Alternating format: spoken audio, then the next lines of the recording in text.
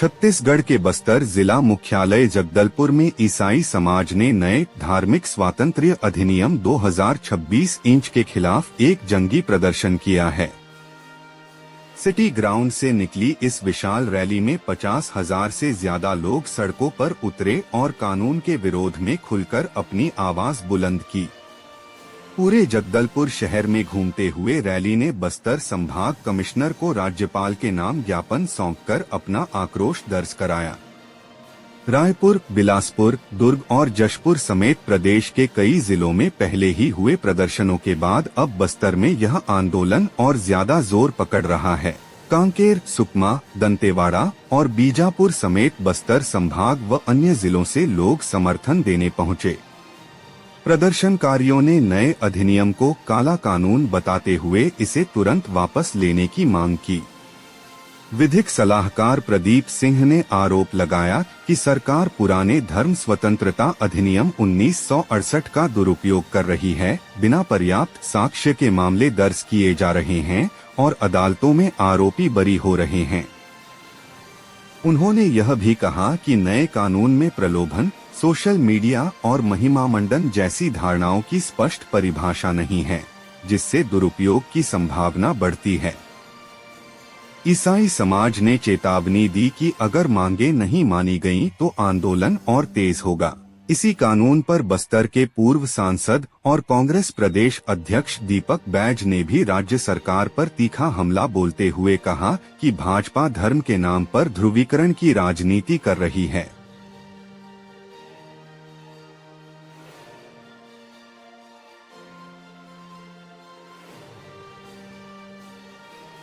प्रदीप सिंह है, मैं वकील हूँ और मैं मसीह समाज की ओर से बस्तर मसीह एकता की ओर से विधिक सलाहकार हूँ। आज हमने जो छत्तीसगढ़ सरकार के द्वारा 19 मार्च 2026 को जो ध्वनि मत से कानून जो पारित किया गया है, उसके विरोध में हमने माननीय मुख्यमंत्री, माननीय गृह मंत्री और महामहिम राज्यपाल को हमने ज्ञापन दिया है। हमारे जितने बस्तर संभाग से बस्तर इस जिला, सभी जिला के जो पदाधिकारी वो लोग और सारे सदस्यों के द्वारा हस्ताक्षर कर हमने ज्ञापन दिया है। ये जो कानून है ये पूरी तरह संविधान के हमारे जो प्रदत्त अधिकार है, जो हमारी धार्मिक अधिकार जो हमको प्राप्त है, ये उसका उल्लंघन है। और ये हमको जिस तरह से कठोर कानून बनाया गया है, बहुत ज़्यादा जुर्माना है और किसी भी पक्ष के द्वारा हमारे विरुद्ध में शिकायत किया जाएगा। इन सब बातों को लेके जो है खासकर ये हमारे साथ जो भी माहौल है, उस तरह से ये हमारे साथ इस कानून का दुरुपयोग होगा। हमारे लोगों को बेवजह जो है इस कानून के तहत झूठा फंसाकर बहुत ज़्यादा अर्थदंड है, वो अर्थदंड प्रार्थियों को दिया जाएगा। उस लालच के कारण भी लोग इस कानून का दुरुपयोग करेंगे और ईसाई समाज जो हमेशा से बस्तर जिला में टारगेट रहा है, उस टारगेट के कारण ईसाई समाज के लीडर और पास्टरों को जो है इस कानून में झूठा फंसाकर जेल में डाला जाएगा।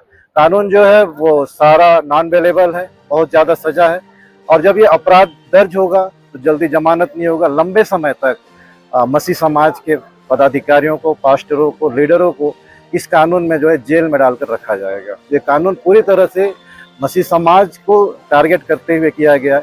कानून में बहुत सी खामियां हैं, अभी सारी चीज़ें स्पष्ट क्लियर नहीं है, लेकिन जो चीज़ें हमारे बीच में अभी गूगल के माध्यम से और बाकी अन्य माध्यम से आई है, उसके अनुसार ये टोटल जो है ये हमारे लिए बहुत कष्टदायक है। इसलिए हम हमारे छत्तीसगढ़ राज्य के जो कानून बनाने वाले लोग हैं और जिन्होंने इस कानून को पारित किया है, उनको हम निवेदन करते हैं कि ये कानून वापस लिया जाकर पुनः इस पर विचार किया जाए और किसी एक पक्ष के साथ पक्षपात ना हो।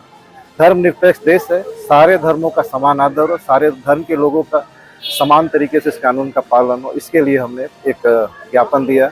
और इसके बाद भी अगर हमारी सुनवाई नहीं होती है तो आने वाले समय में हम और ज़्यादा उग्र आंदोलन करने के लिए हैं। राज्य सरकार को बने 2.5 साल हो गए हैं और पूर्व में धार्मिक स्वतंत्रता अधिनियम 1968 के तहत भी कई अपराध मसीह समाज के लोगों के खिलाफ दर्ज हुए हैं।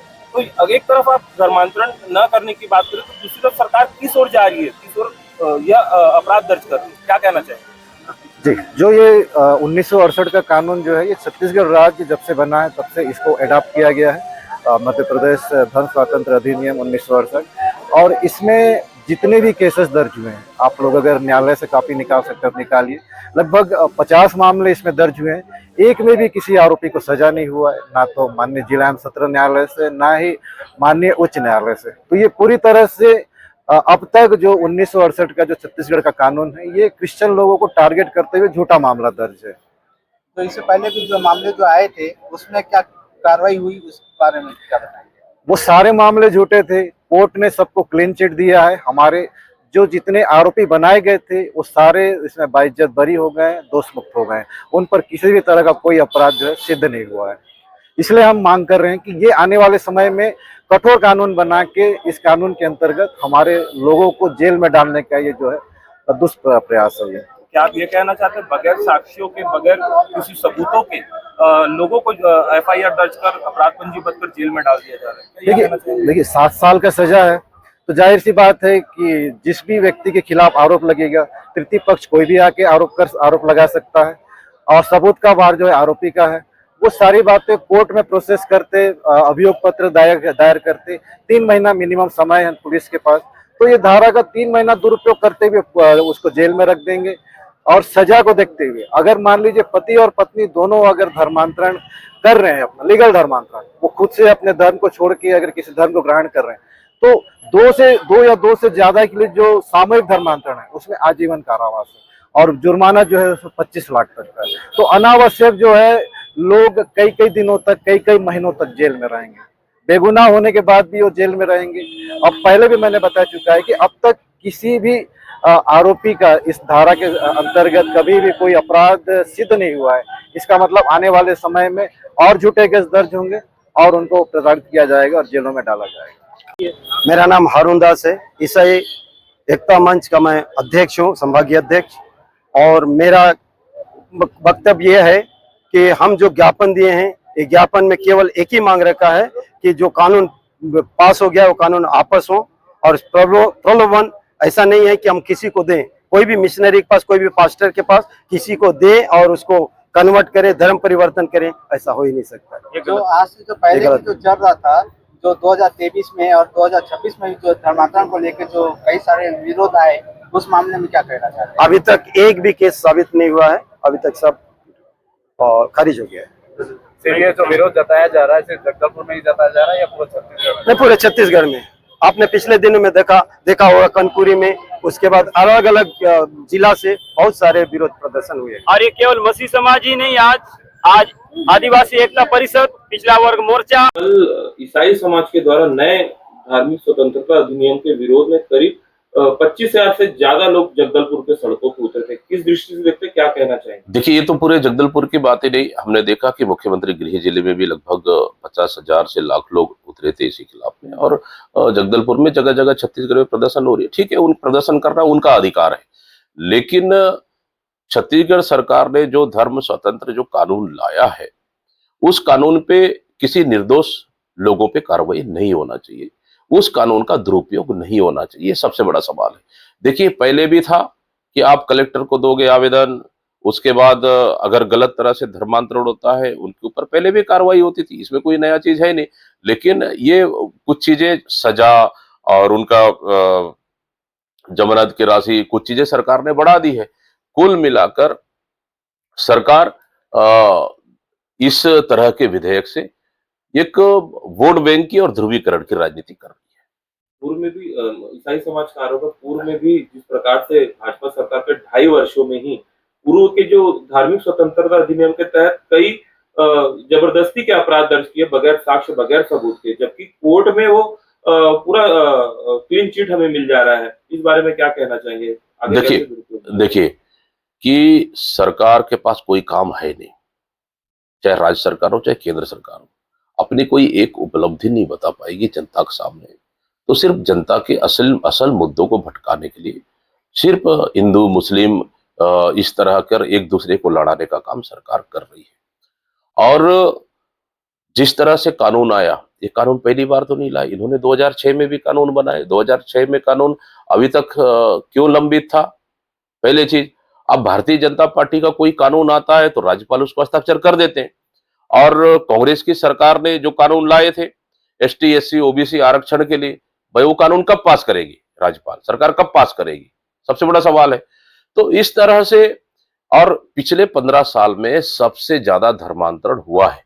पिछले 15 साल भारतीय जनता पार्टी कार्यकाल में सबसे ज्यादा चर्चे बनी है, लेकिन सिर्फ इनको राजनीति करना है, वोट बैंक की ध्रुवीकरण करना है, सत्ता हासिल करना है, तो जाति और धर्म पे लड़ाने का काम कर रही है। 20 पेजों में नए धार्मिक स्वतंत्रता अधिनियम को लागू किया गया है, वहीं पर दूसरी ओर जिस प्रकार से जो आरोप सिद्ध न होने पे किसी भी प्रकार का कोई सजा होने का प्रावधान नहीं किया गया, क्या कुछ कहना चाहेंगे?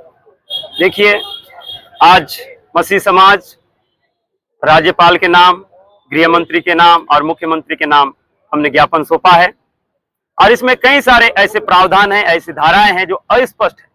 जैसे प्रलोभन है। प्रलोभन की परिभाषा क्या है? यदि कोई भूखे को खाना खिला रहा है और उसे भी आप धर्मांतरण प्रलोभन के कैटेगरी में डालोगे, कोई जरूरतमंद को दया प्रेम करुणा दिखा रहा है, उसे भी आप प्रलोभन की कैटेगरी में डालोगे, तो ये अत्याचार अन्याय नहीं है तो क्या है? ये काला कानून है। हमारा भारतीय संविधान जो हमें मौलिक अधिकार दिया है, धारा 25 स्वतंत्रता का अधिकार दिया है, धर्म मानने का, चुनने का, विचार करने का, अभिव्यक्त प्रकट करने का जो हमको अधिकार मिला है, इसे तो आप कुचल रहे हो। आपके कई सारे धाराएं अस्पष्ट है। इसीलिए आज हमने ज्ञापन सौंपा है कमिश्नर को, और इन्होंने हमें आश्वासन दिया है कि त्वरित इसे गृह मंत्री, मुख्यमंत्री और राज्यपाल के पास पहुंचाएंगे, और कार्रवाई का आश्वासन हमें मिला है। हम मसीह समाज चाहते हैं, मैं मसीह समाज का उपाध्यक्ष पास्टर नुकेश बघेल इस मंच से आपके मीडिया के माध्यम से सरकार से कहना चाहता हूं कि ये काला कानून को वापस ले और हमें न्याय दे, क्योंकि ये कानून बहुत ही दुरुपयोग के योग्य है और ये बहुत ही गलत है। थैंक यू, धन्यवाद। काला कानून वापस लो, वापस लो, वापस लो, काला कानून वापस लो, वापस लो, वापस लो, काला कानून वापस लो, वापस लो, वापस, काला कानून वापस लो, काला कानून वापस लो, वापस लो, काला कानून वापस लो, वापस लो, काला कानून वापस लो, वापस लो, वापस लो, वापस लो।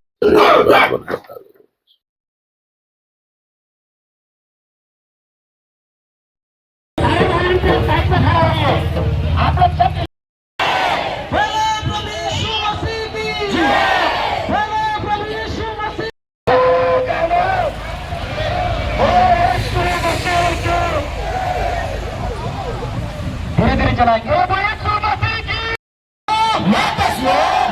लो, काला कानून वापस लो, वापस लो, वापस लो, काला कानून वापस लो, वापस लो।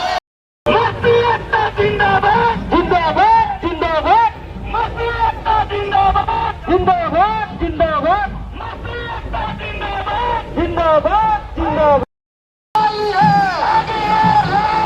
अभी तो लड़ाई है, काला कानून वापस लो, वापस लो, वापस लो, काला कानून। थोड़ा ब्रेक ले लीजिए गाड़ी, रिवर्स ले लीजिए।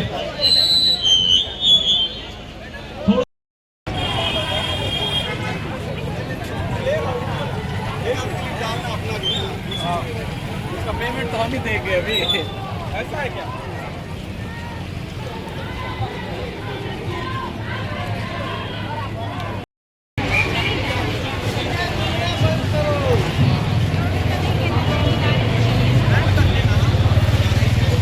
अंदर की ऑर्डर चाहिए इस तरह से।